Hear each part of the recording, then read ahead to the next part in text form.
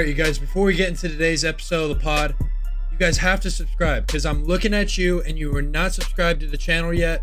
And also you have to hit the notification bell because you're not going to know when I post if you don't have notifications when I post. And then also share the video, you guys, so all your family, friends, anybody you may know can tune into this podcast. And then also like the video so I know you guys are liking these episodes. And then also comment down below who you guys would like to see on this podcast. It could be anybody. Just let me know.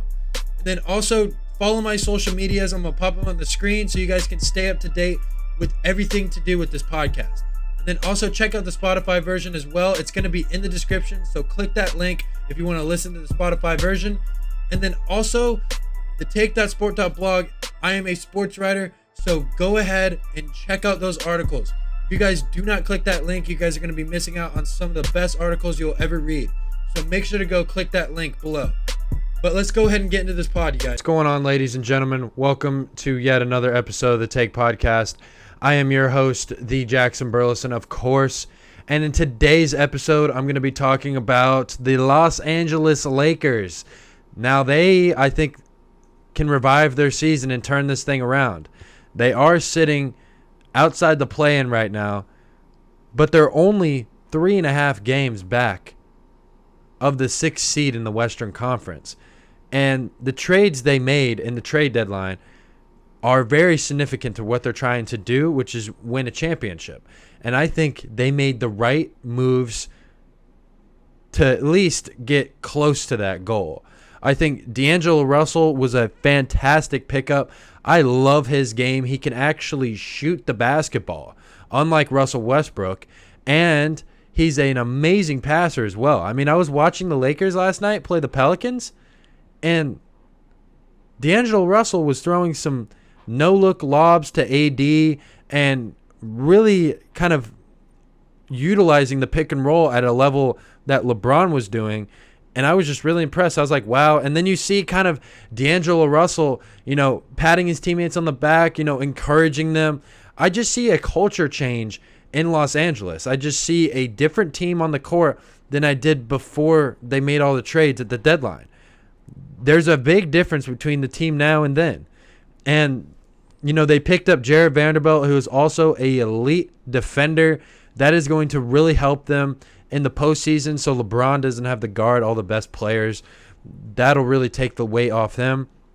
And then also getting Mo Bamba is very, very critical to making their front court more present on the defensive end. They do have Anthony Davis, but getting a guy that is 7'3" that can block shots, I think that is very, very important just to take the load off of Anthony Davis a little bit so he doesn't have to play the 5. And so he can just play the 4, shoot the ball on the perimeter. I just think, Mo Bamba is going to be a very underrated move. And he's a good player. I mean, he hasn't really shown that coming out of Texas, being such a high pick, coming in with all the hype. But I think this is where he kind of revives his career. And then they have Rui Hachimura coming off the bench. I think he's a very excellent bench piece. He's big. He can play defense. He can shoot the ball. He can take it to the basket. He can create his own shot. Like, if you can get guys that can create their own shot around LeBron James, you have a team that has a chance of making it out of the Western Conference. And they also got another guy who can create his own shot, and Malik Beasley. Now, Malik Beasley, he can shoot the 3. He can come off the catch and shoot. I just like what he is able to do for this Los Angeles Lakers team. And, another player that I do really like is Austin Reeves. He's already been on the team. He's second year in the league. He is really starting to make strides as a player. He's starting to become more confident. He's starting to shoot the ball more. He's starting to do a little bit more off the dribble. I just think the Los Angeles Lakers got so much better, and their bench is so much deeper than it was before, because prior to the trade deadline, they had no bench whatsoever. They just had their starting 5. That was it.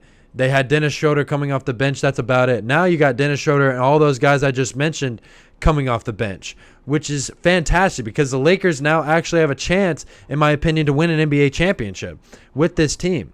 You got LeBron James averaging 30 points per game at 38 years old, which is unprecedented. No one has ever seen that. And then you got Anthony Davis, who is a healthy Anthony Davis, who's not hurt right now, and he is able to play at an elite level. And then you got rid of Russell Westbrook, who honestly I think was killing the vibe of this entire team. Because, first of all, he was not a good shooter at all. He wasn't very, in-honed with the team concept of what the Lakers were trying to do. I mean, he was getting arguments with the coaching staff. He wasn't really doing what the Lakers wanted him to do or expected him to do. And that was probably the dumbest trade they could have done. But the fact that the Lakers waited this long to trade Russell Westbrook, I don't know what they are thinking by waiting this long. Like, what kind of benefit did you get out of waiting this long for trading Russell Westbrook? I think they were trying to see if it was going to work out because him and LeBron are friends, and I think LeBron just wanted to see how much longer it would take for this to kind of, start to gel together. Because remember, you guys, Russell Westbrook came into Los Angeles as a star. And now he is leaving Los Angeles, maybe not even being able to play on an NBA team. I think that is a high possibility. Now, I have heard, rumors of him coming to the Miami Heat. Honestly, I don't really like that. I don't. He can't shoot. Guys, Russell Westbrook can't shoot the basketball. Like, why would we need to go get him? Why? The only reason I see a need for the Miami Heat to get him is because he's a point guard and Kyle Lowry's old. But to be fair, Russell Westbrook is getting old as well. So I don't even know what that really does for us.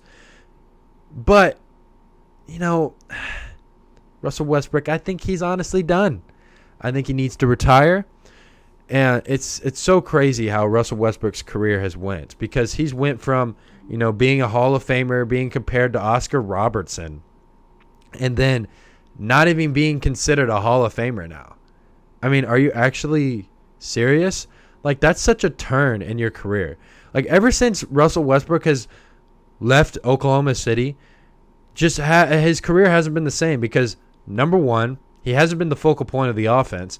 The only time Russell Westbrook has ever been successful in this league is when he either has a superstar like Kevin Durant who can shoot the basketball at an elite level, or if he's the focal point of the offense. And he hasn't been the focal point of the offense in like 5 or 6 years now. Like, when he was in Houston, he wasn't the focal point of the offense. James Harden was.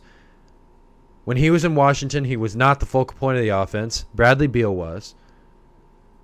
I mean, there's just a lot of, things that Russell Westbrook, it's out of his control, but, he went from being one of the best players in the league to being possibly not even a Hall of Famer. I mean, let me know in the comments what you guys think. Do you think Russell Westbrook should be a Hall of Fame point guard? I personally don't think so, but let me know what you guys think. But, aside from, Russell Westbrook, he could be bought out from the Utah Jazz, and there's 3 teams that could be possibilities. The Miami Heat, like I just said. The Los Angeles Clippers are also a possibility. I don't know how that'll work out. I mean, the only reason I see that working is because Paul George is there, and him and Paul George are pretty good friends. They played together in Oklahoma City, so that's the only thing I can really see that happening. But, the Utah Jazz was the 3rd team, but I don't really see them. I see them buying out his contract. I don't see them really wanting him, even though the Jazz could probably use him. But I just don't see, any team really wanting Russell Westbrook. And I've heard the Miami Heat want him, but, I don't understand why. But this year, it's just so interesting. The trade deadline changed a lot of, the title contenders and, teams that were title contenders at the beginning of the year are not now. Like, the Brooklyn Nets, they are not title contenders anymore. But you look at teams like the Phoenix Suns, who I really thought, were very overrated. But now with Kevin Durant, there is no question in my mind that they will at least make the Western Conference Finals. I think that'll be bound to happen. And is this the year that Chris Paul finally gets a ring? Will he finally get that championship ring? I think it's a very high possibility. That's all he's missing. But what Kevin Durant brings to the table is shooting and just pure elite scoring. I mean, he's probably the best scorer I've ever seen in the game of basketball. Just everything he can do at a 7-footer. I mean, he can take it off the dribble. He can shoot it from anywhere. I mean, he's one of the best shooters in the league. And I see this chemistry, gelling well together between Devin Booker and Kevin Durant. because they don't really need the ball to be effective. Even though they're really elite scorers, they don't need the ball necessarily to, be able to affect the game. Now, they are both great at getting off the dribble and making their own shot that way, but there's a lot of, things that are going to go into, the Suns being an elite team. And I think DeAndre Ayton is going to be a very important factor in them making the finals, because if DeAndre Ayton shows up, gives you 20 and 10, plays elite defense down low, I think that'll be the difference maker for the Phoenix Suns. Even with Kevin Durant, I think DeAndre Ayton is still the guy that's got to show up for them to be that team. And, the surprising thing to me is the Suns are sitting at the 4th seed in the Western Conference, but the Sacramento Kings are at the 3 seed. Now, I don't really see them doing much in the postseason, but De'Aaron Fox is looking like he can be a real superstar in this league. And Domantas Sabonis is just a very good complementary second option. I think him and Fox play very well together. I could see the Kings making it to the second round. I really do think they can make it to the second round, but if you would have told me that the Kings would have been a 3 seed at this very moment in time at the All-Star break, I would have said, what? Like, what are you taking? But I think, the Western Conference is a deeper conference than we may give it credit for. You got the Denver Nuggets, who are a very underrated team. They're the number 1 seed, and they don't get the appreciation that they should. Nikola Jokic is MVP, and he will win MVP. That is just my personal opinion. I think, what he is doing with a 7-foot center, he's a point guard. He's a point center. Nikola Jokic is the first point center you will ever see in the game of basketball. And for people saying that Joel Embiid is way better than Nikola Jokic, I just don't think that's the case. I mean, Embiid can't beat you passing the ball. He has to be able to score, and he has to be able to rebound. If those two things aren't coming his way, he's not really that dominant. I mean, you saw it last year against the Miami Heat. Joel Embiid can get shut down, and if you make him pass the ball, he's not really that effective. But if Nikola Jokic is passing the ball, that's exactly what he wants, because he wants to pass the ball, and he wants to make those cross-court passes because he does that all the time. He doesn't need to score the ball. Nikola Jokic can get 10, 10, and 10 and still have the Nuggets winning games. Simple as that. I mean, they're not, they have perfect pieces. They're not an insanely good team, but they have perfect pieces. They got Jamal Murray. He's a very good point guard for Nikola Jokic. He can shoot it. He's very athletic. He can cut to the basket. They also got Michael Porter Jr. He's a very good player. And Aaron Gordon, who's also a very good player, who can play very good defense. I just like the Denver Nuggets, and I think they have a very good chance of making the NBA Finals. I think, them and the Clippers are the 2 best teams in the Western Conference.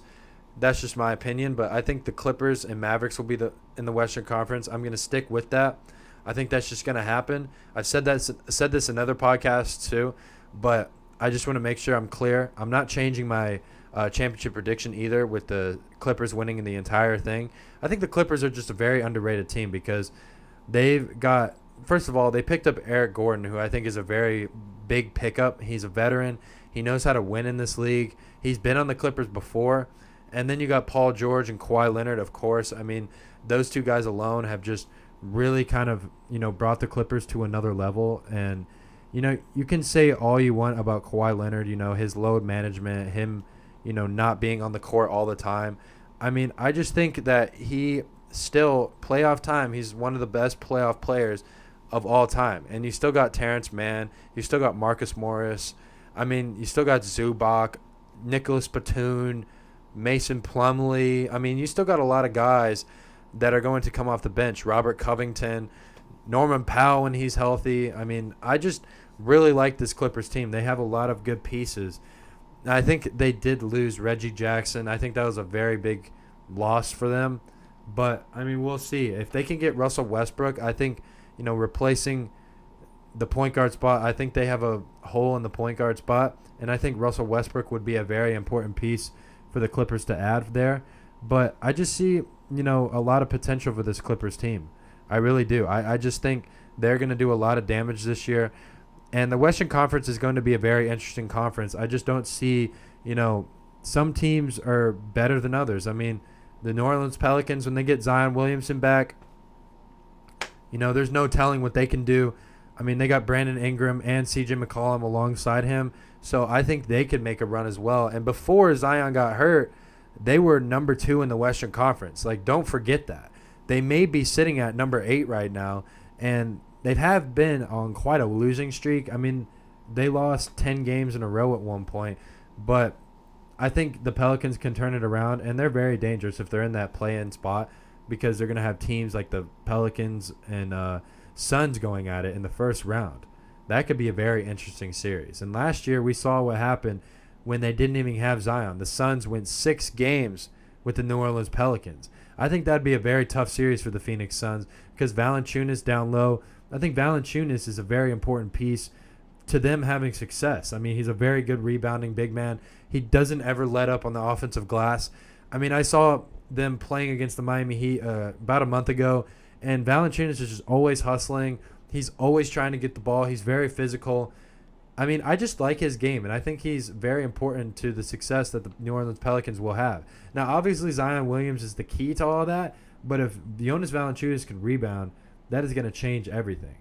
And every single team in the Western Conference is a good team. I think the Timberwolves also have a chance to make a run. They still got Karl-Anthony Towns. They still got Anthony Edwards.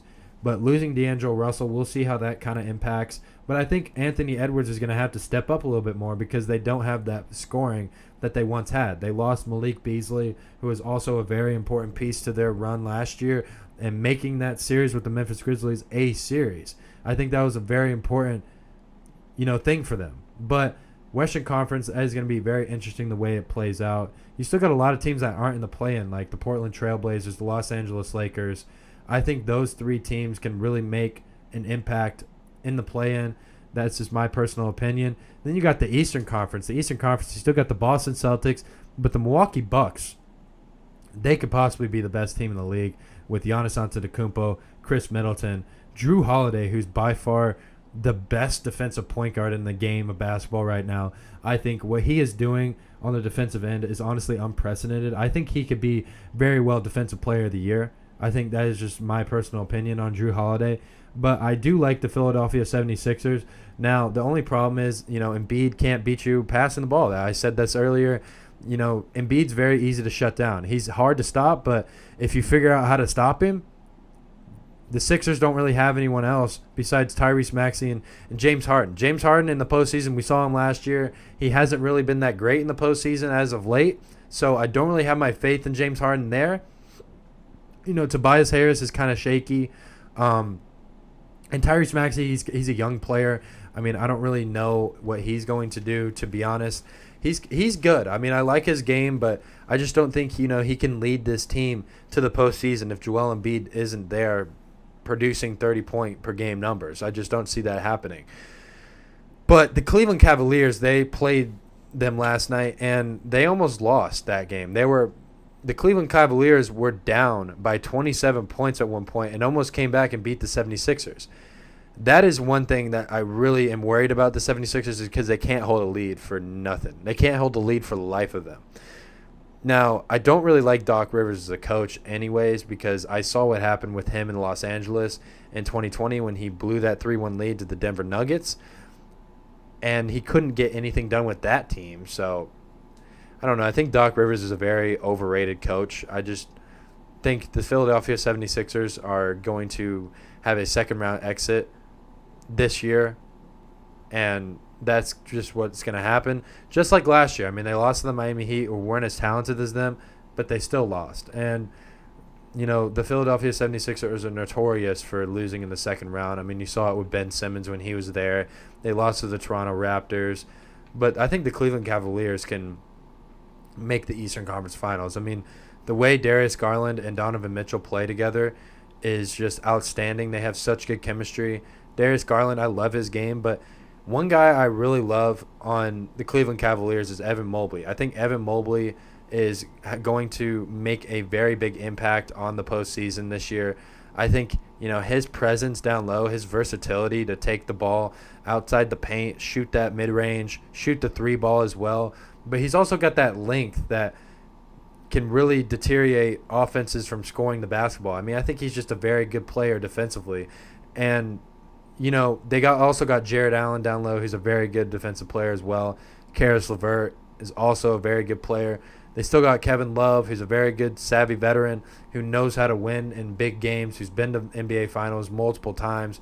I think he's a very important piece to not just, being on the court, but, the mentorship he's going to be able to give those younger guys and, to be able to kind of, lead them into the playoffs. I think he's the leader of that team, even though he's not the best player. I think Kevin Love is going to have to, show off his veteranship and his leadership and, show these guys how to get it done in the postseason. And I think, he's going to have some big games in the postseason when it comes time in April. But, I mean, the Eastern Conference is absolutely loaded. I mean, you still got teams that are outside the play-in, like the Chicago Bulls and the Indiana Pacers, that can still kind of make some noise. I mean, Tyrese Halliburton is an all-star. That's kind of a shock to me, but I mean, he's a very good player. I like what he's been doing. I mean, he's been passing the basketball, very good in the pick and roll. Him and Miles Turner have a chemistry like no other.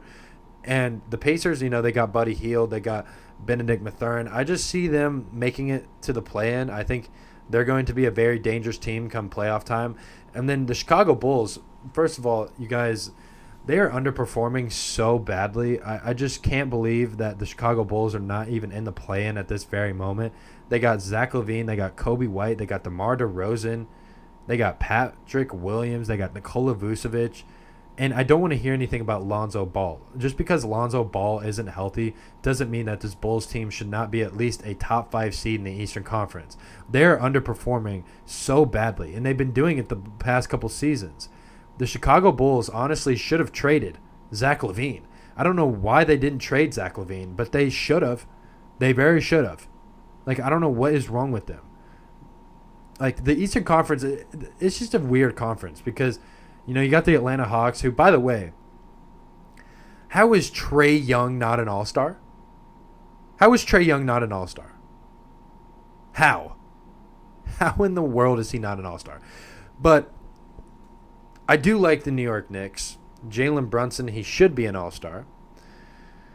Julius Randle, he's been having a monster season. I just like the way they play. They play hard. They got a lot of good young pieces. R.J. Barrett, he's been a very good player this year. I just think the New York Knicks, they can make a run. If they have the right matchups, I think they can at least make the second round, and they can make some noise. And, it's good to see New York Knicks basketball doing well without the star power that, they thought they should have had. I mean, it's honestly hilarious to kind of look back on the Kyrie and KD signings in Brooklyn and to think that the Knicks did as good as the Brooklyn Nets. The Brooklyn Nets didn't make one conference finals when they had those guys.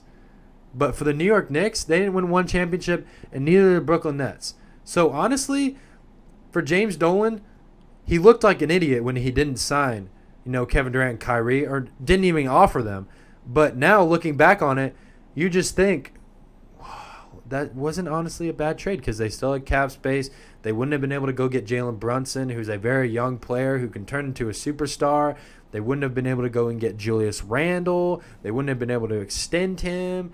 A lot of things wouldn't have happened and wouldn't have been in place. And I think Tom Thibodeau wouldn't have been the coach of the New York Knicks, who I think is the perfect coach for this team. But I think the New York Knicks can do some real damage. But the Eastern Conference, it's going to be very interesting to see how this plays out. I still think the Boston Celtics are going to come out of the Eastern Conference, but I think it's going to be the Boston Celtics and the Milwaukee Bucks in the Eastern Conference Finals. I just think those two teams are playing so well. They have such deep benches. They have the star power. They have the defense. They have the length. I just don't see those two teams getting beat by anybody in the Eastern Conference. But this is going to go ahead and do it for today's episode of the Take Podcast. I hope you guys enjoyed this episode very much. If you guys could go ahead and hit the subscribe button and hit the notification bell so you guys can get notifications when I post podcast episodes. But this is going to go ahead and do it. I am your host, Jackson Burleson, and I hope you guys have a great rest of your day.